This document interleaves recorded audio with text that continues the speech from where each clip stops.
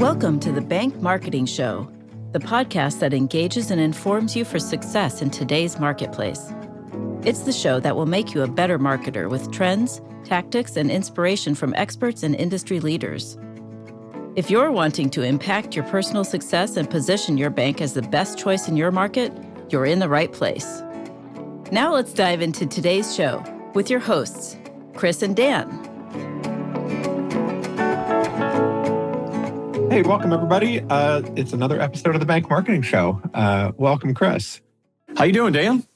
Doing all right. Good. Rolling through. The episodes are stacking up. That's right. 76 here. I know, isn't that amazing? We're approaching our fourth year, and we have continued to be amazed at the growth of the show and the people that we hear from. Literally from all over the country, so not just the primary service areas that normally your agency and mine work with. It's been really cool to see that and see the success of it, because we're doing this as a value add, as a resource, to folks in the industry, to leaders in the industry and marketing leaders, and so it's cool to see it working. Yeah, and hopefully it's working for everybody listening. So there you go. That's right.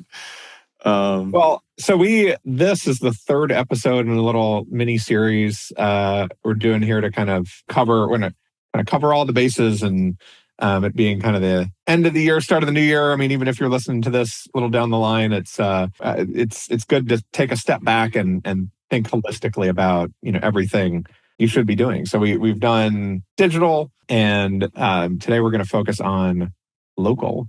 Yeah, we did digital, so got a little bit technical into strategies there, and then we did brand, so it was a bit bigger picture and really specific around brand growth, alignment, messaging, exposure, all of those things. So now we're really talking to our core folks, those that are in community financial institutions, and the real backbone and crux of why you are a local and community financial institution, right? Yep. Yeah. We've said a lot. Your differentiator, right, is your community involvement, and that. But it's one thing to kind of know it, and another thing to think through, right? Think through kind of how do you show that? What are all the things that you're doing locally, and how does that intertwine, right? A lot of banks will kind of do all the local stuff. Most banks, probably everybody listening to this, is really good at the local marketing stuff. Where we see some discrepancy is like tying that to your digital efforts, tying that to your brand efforts, making it all connect, right? And it can feel like to your customers, it probably feels like a very cohesive brand experience, like when they meet you at a parade or a local, event out in the community somewhere. But that might not carry over to digital. That might not carry over to these other things. So, I think we're going to focus on the importance of local and its role here in overall marketing, right? But your local area, what events you need to be in, where your logo needs to be at local sports games, those types of things. You're probably already very good at. So we're not going to really get into depth on that stuff because you're good at it. But we're going to talk about how to kind of connect this to all the other areas of your marketing. Well, yeah, Dan, what I like about what we're going to outline today is actually give, I guess, a checklist, if you will, but we're going to hit some really key points here that and you can refer to the show notes, on the website also after this episode launches, to look at these and make sure that you're, as you just said, Dan, using the power of this local to its greatest benefit, and that it's tied with your brand and everything else that you're doing. So you may be thinking, oh, we do this. We do local. Well, listening today, maybe there are 2 or 3 points that we're going to hit today that you're like, oh, actually, we're not doing that part well, or we're not leveraging that part well. And so that's what I like about how we're going to cover that today, and that true engagement is so key. It is. It's the big differentiator between the regionals and the nationals, and particularly for smaller rural areas, it's something that the bigs are not going to touch, or they shouldn't. And it's one of your primary sell points as a community financial institution. So, yeah. So that part is stating the obvious, but what we're going to go through today is making sure you're doing it well. Yeah, exactly. So, Well, and so we're going to, go through kind of our top points like we've been doing the last couple episodes. And that really, kind of what you just said is really the first one, which is around just how important it is for trust and visibility. So, I'd probably say 3 or 4 times a day, like you can get a checking account anywhere. But the reason somebody chooses you is that trust is, how visible and your presence, how visible you are and your presence in your local community, right? If you can not just be there, but tell stories about how you're helping, how you're ingrained in the community, that's what builds trust, and that trust, is your differentiation. It is. It's that trust, and it's seeing your brand on Friday nights at the ball game, at the local high school. It's the local organizations and charities, and it's all of those things that your bank, as part of our mission, Dan, that we call it being the pillar of the community. And we try to help our clients become a pillar of the community or maintain that. And, that's really what it is. It should be, oh, you're the bank. Yeah. So when, somebody around town says the bank, it's that trust and visibility that you're talking about. And it's not necessarily purposely making the regional and national banks stating that they are outsiders, but it's insinuating your roots, your, the level of trust and engagement with the community that is so key. Find those things that you are unique to you locally. I was just talking to a bank that, they're opening a new branch in a small town, and their president is grew up in that small town. So that's a connection that, maybe a big bank could do that, right? But probably not. And, something you can talk about, right? I think the tendency in bank marketing is to just say, just state what you're doing. We have strong ties to the local community, which is a much different sentence than saying, our, President Bob, here's the house he grew up in. Yeah. It's across the street from the branch, that type of stuff. So really it's a storytelling more so than just kind of being there. Yeah. Well, and exactly what you're mentioning rolls straight into our second point, which is being really intentional and specific about building connections and doing that through the ones that but again, being intentional and planned about sponsorships, events, financial education in schools or with other organizations, those type of things, and the opportunities there are tremendous, but you need to be intentional about it. You need to be first to market and first in line, about those types of things. And so, yes, does it cost you some money to do some of these sponsorships? Yes. Does it also benefit your community and those organizations, schools, those types of things? Yes. Should those connections actually... Is there also additional benefit to leveraging those, if you will, so that they share it on their social, and you're out there, taking marketing advantage of that as you should? Well, and let's take it a step deeper than just it's not just writing checks for sponsorships, right? It's to talk about the financial education piece. It's who is your target audience, right? Who are you really trying to reach, and can you create something value add for that group? Right? Instead of just finding, right? So it's not just here's a check or here's our logo to put up on the outfield wall. It's going into the school and teaching kids about investing, teaching kids about money management. If you're trying to, and then you can promote your student account to their parents. It's if you're trying to reach manufacturing companies or small, mom and pop shops, right? Whatever your kind of target is, you can extend that to there. Hey, I work with a bank that made like a small business workshops, right? Like read a cash flow statement, how to get access to capital to buy equipment, like those types of things. Yeah, entrepreneurship, all kinds of, yeah. And ultimately, the products are the same as every other bank, but that you're bringing value add that is going to build that trust, and it's something you can only do locally. Like the big banks may offer a recorded webinar on their website on this stuff. Right. You can actually say, "Hey, Bob who grew up here is running this thing. Come swing by the bank. We'll give you some donuts and coffee, and we'll help you out with this because we want your business to be successful, because that results in a more successful local community." Yeah. One of our really great clients, Dan, has through their vendor partnership, allows or lets cards be branded, their cards be branded to a number of the local high schools where all of their branches are. And so they do that, and they offer that that's a kind of a product service thing that has some, local school pride to it and all of those kind of things. But they also partner that with they're there. They're at those games on Friday nights. They are, they're working in the concession stands. They're doing the things and all of that. So it's not only just doing it at kind of a product service level offering that's really cool about what they do, but then they back that up.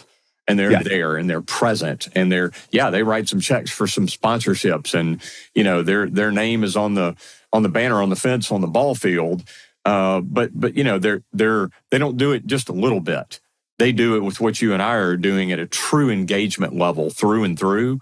And the feedback on that, and again, kind of the secondary benefit that they get from those organizations and schools sharing it on their social, and their people know who the bank is that is supporting them. It's very, very obvious at multiple levels. So that's really cool. Well, and that plays into the next topic, I think. Here of when you do these things, right? Like the third tip is to make sure you're showcasing these stories, right? Your team and your team's involvement. So it's do these things, right? But turn them into social posts, turn them into, and they don't have to be big things. It can just be little posts. When employees are going to that local sports game, take a picture, put it on, get it, have a process to get that up on social. Every bank I work with, the social media posts that perform the best are actual pictures of people doing things in the local community. It's not good organic stuff. Yep. Yeah, it's not our product. It's not your product posts. It's your local organic stuff. So, a good way to do that, just find that process. Like, have talk internally, right, to your team about, hey, we're really trying to make a push on social media. Like when you go to do these things, just send pictures. Yep. Create a little email box. It's like social media at the bank, and get people to just send in pictures, and then the marketing person or team can get those posted. And it can be as simple as saying, hey, Bob went to such and such football game this weekend. Go Tigers. Yeah. Well, and Dan, to piggyback on that, you've heard me talk about this a lot also, is the positioning of that. So, our team works really hard with our bank clients to make sure that the positioning is not, look at how great Bob is or Susie is, or look at how great our bank is because we're supporting the community. It's not that. Spin that completely around and look at how important this, the work that this animal shelter is doing, or, look at how great the school is, and yay, they won, qualified for the quarterfinals, or, all of these things. To spin the messaging so that it is about your community. And it is about those organizations and their mission, their ministry, their whatever it is, and lift them up. And as a bank, by doing it on your channels and your association with that, that's going to take care of itself. Your brand is associated with the actual lifting up and building up of the community and its organizations and its citizens. And so, as we're talking about this, showcase your team and all of those things, yes, put them out there. But by Susie being there working at the soup kitchen, and you're lifting up the mission that the soup kitchen has, it's going to, your brand association is going to get you more mileage than, you touting how great the bank is. Yeah. Well, and right. And a lot of banks on social like to do the thing like you're saying, that's like, we at First State Bank, are proud to support, like, and it's not personal, right? It's not, yes, you're proud, but like it doesn't connect, right? So, and it's not like it's not some profound thing you have to seek to make a connection. It's just being a little bit more human, like just saying, hey, we went to this thing, know about this. Have you heard about this local organization? Yep. Here's a great thing you should know. Yeah, Dan, one of a related quick aside comment here is that we're either an endorsed provider or a partner, provider with 6, 7 state banking associations. Okay, we're out there and we're engaged in a lot of this, and the consistency of every single involvement that we have through 60 plus bank clients and all these states that we're involved in, and you the same thing, is that community bankers and people that are part of community financial institutions are really great people. They're very grounded, community focused people. They're not corporate. And they're not, even those of ours that are in some of the larger, urban areas and those types of things. So, they're caring people that care about their community. So again, as we say, showcase your team and showcase your success stories and all of those things. Again, position that, yes, you want the bank to benefit from that and your brand to benefit from it. But man, just do what you're best at. You said that early on in this episode, Dan. It's like, be who you really are and let that shine. And that's kind of the local engagement that we're talking about. Yeah, absolutely. Yeah. I mean, the next tip, right, like is along those lines, right? Like make your local strategy align with your overall branding, right? So don't do something totally different. It should all be one of the same thing, but tie all the, whether you're doing that social post or you're out at a local event, like it should all be part of the same kind of brand story. Yeah. It's not like you've got like one set of language that you use for your product posts and another set you use for local stuff. It should all feel like it's coming from the same person. I mean, think of your social media as a person. Think of your local presence as that personality kind of coming out. Yeah. 2 episodes ago when we went in depth about brand, and one of the key things that we talked about in this, and that was this consistency that we're talking about. So the things that you're doing locally, make sure that your brand, your logo, your tagline, your all of that, the physical propagation of your brand is consistent no matter where it is, even if it's just in a sports guide, at the school, or whether it's, with an organization where you're making a donation and they're mentioning you in their social. Well, make sure that stuff is all shored up and successful. So whether someone internally is your brand guardian, your marketing department and all of that, or whether it's, outsourcing and working with someone like us, it's got to have that consistency and the alignment with the brand that you're talking about, the messaging, all of those things. Yeah. Yeah. Well, good. And as we're thinking about all of those things too, and we're talking about leveraging channels, you and I can't help but go to digital. So our next key point here, Dan, was really talking about using digital tools to amplify those local campaigns. So, how else? We've mentioned social. And that's kind of the quick, obvious one of utilizing that organic content and using it well, but even including it in email newsletters and or a section on your website. A number of our bank clients have got that section on your website that's about community news, community engagement. Well, and actually, it's a great excuse to send an email, right? Instead of doing an email newsletter, do it as a collection of local, collection of your social media posts, of the local stuff you've done. So, hey, like once a quarter, once a month, whatever it is, go back through social and like collect the stuff that you've done and make that email newsletter kind of a summary of that, rather than saying, check out the latest great checking rates. It's here's all the ways that our employees have helped in the community in the last few months. Yeah. And let me extend this offer right here in the middle of the episode, Dan, too. If there are folks listening that are like, yeah, that sounds great, but you want to see some best practices, reach out to Dan and I, because we've got and work with so many banks that some that don't do this as well, but some that do these things really well. So as we're talking about, like using these digital tools like email newsletters and social channels and, website and all those other, if you want to see some examples of some of those, reach out to us.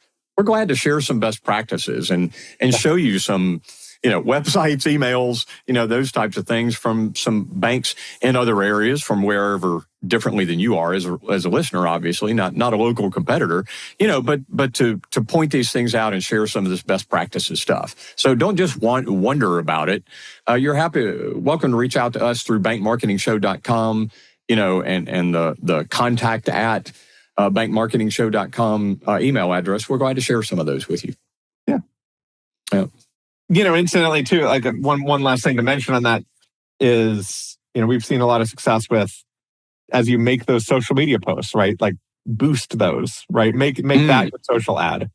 Don't make a social ad that's around your checking account or your CD rates. Like find over the course of a few months, you'll see which posts get a lot of traction and which ones don't, and boost the ones that get a lot of traction. And yeah, at first it's weird to say like, let's spend money promoting, a volunteer day we did, but it goes so far into, that local engagement. And often like in smaller local communities, like, people are on Facebook, on social media for a source of news, and you can help fill that role. Yeah. Dan, I know that some of the bank leadership and marketing folks that are listening to this are going, yeah, this is all great, but I'm so swamped. I don't have time for this. And and kind of our next point here, Dan, is the utilization of outsourced partners, particularly for those things about your marketing that are about implementation and production. And, so whether that's kind of the technical side, like an SEO kind of stuff, or digital ad placement, or even social and some of those kind of things, utilizing an outsourced partner so that you can spend more of your focus and time and strategy on this local engagement is money very well spent, on having those kind of partnerships that are freeing you up to do the kind of engagement that's going to have that real local value. Yeah. Yeah. And it's something you shouldn't, right? You shouldn't outsource this stuff. You have to do this stuff, outsource the other stuff. That's right. You're going to know, right? If your president grew up in the town where your branch is, like, you're going to know the local stuff a lot better. And your partners, things like the offer you just made, like, well, we can help and share some best practices. Your marketing agency can help and share some ideas for tying the local stuff to making digital campaigns out of it. But you ultimately need to drive what the right local stuff is, because the local community better. Yeah. Yeah, if you're spending time or someone on your team or people on your team are spending time with fingers on the keyboard doing marketing implementation instead of spending time with community engagement, need to flip the script on that. Yeah, no doubt. Yeah. So, and similarly, if you're you can lean on your partners to learn some best practices and get ideas for yourself, not copy. I think the next tip is to do that same thing from other banks, right? Follow other banks on social. Look at what other banks are doing locally, and don't copy it, but make it your own. Make it fit your local community. I like to think there's not a lot of brand new ideas out there right now that everything is so online, and we see 10,000 ads a day, and it's really easy to hop on any bank's social media. Like, there's not that many net new ideas, like if somebody else is doing them. But what's still hard, where the value lies in is taking that idea and making it your own. Yeah. So I think you can gain a lot of inspiration from looking at other banks and other areas, listening to their stories as we like interview some of them on this show, and think, well, hey, this bank is doing this, but what is the corollary of that in my local area? How can we do something similar? Yeah, Dan, I think of folks like, it's hard to believe it was a couple of years ago that we had Emily Mays on the podcast with Community Spirit Bank, and they do such an incredible job of exactly what you're talking about, of this local engagement and local marketing and lifting up their communities. So yeah, I mean, to your point, learning from those that are doing community involvement well. Even if they're smaller than your asset size or larger than your asset size, still seeing what it is that they're doing and how they're doing it, how to tying into a couple of points ago for us, how their brand is tied into it. Those types of things is it's not sitting down and figuring this out from scratch. Sometimes it's seeing how others are doing it well and replicating those processes. Yeah. You don't need to, to figure out your strategy. You don't need to go in a room and have a stroke of genius, right? It's like, look and consume what others are doing, and the genius comes in how you assimilate all that together and make it your own, and make it line up with make it make sense in your local community. Yeah. So Dan, segueing to our last point, I know also that some of our listeners, particularly folks that are in key leadership roles, are listening to this and going, yeah, this is all great, but we need ROI from this. And at the end of the day, that's an absolute truth. So as you and I were putting this episode together, Dan, we talked a little bit about measuring these kinds of efforts that we were talking about. Yeah.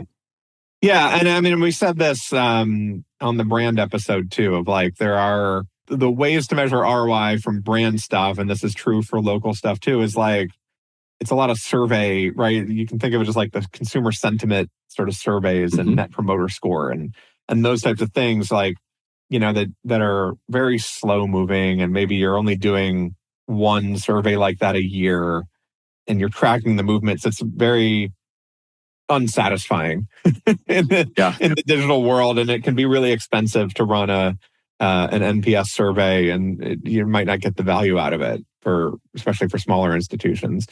But I think it's looking at your overall sponsorship investment. Like, are you going to track ROI to every $150 sponsorship your bank does? No, right? A lot of them, there's not a direct ROI path, but the way to think about it is, are we everywhere? Right? Are we doing all the things across the community? And, does our logo, if you live in the community, does our logo pop up in a lot of different spots? And that's, where you're going to start to build the brand awareness, and we're going to start to like just weave your logo and your brand into the fabric of the local community. Yeah. So it's kind of like if your community involvement has been at a level 4 or 5 or whatever, and you're going to ramp it up to a level 8 and do that in a sustained way. I'm making up a scale here, but if you're doing these things and using the time and effort of your people and your sponsorship dollars and leveraging all of your marketing channels like we've been talking about. So if you do all of these things that kind of go through the checklist that we've talked about today, then the measurement of that is, hey, looking up 3 months from now, 6 months from now, a year from now, doing that in a sustained way. And are we opening more accounts? Yeah. Right. Or do we have more deposit accounts being opened? Do we have more engagement for our loan officers? Do we, yes, that's the ROI from doing all. Is the tide rising? Right. You've got a big picture, right? You can't say, does this sponsorship get us accounts? You got to say, does a $10,000 a year sponsorship budget, right? Does that make a difference? If we turn that off, do we think the accounts would slow down? If we doubled it, do we think the accounts would speed up? You have to look at it kind of at those levels. And yes, you can say like, hey, we went to this event, or we, got 5 new big commercial loans from our Chamber of Commerce sponsorship.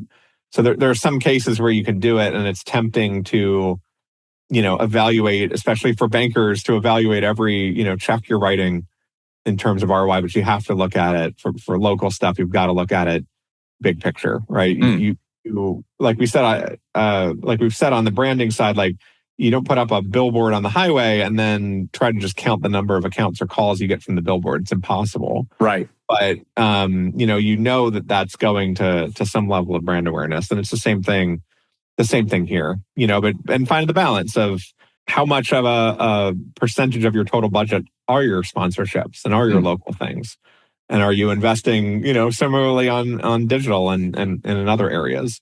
So you have to find the balance. Don't let sponsorships take over your whole budget, because there's not, then the ROI is super hard to track. You Sure. gotta balance it with other things.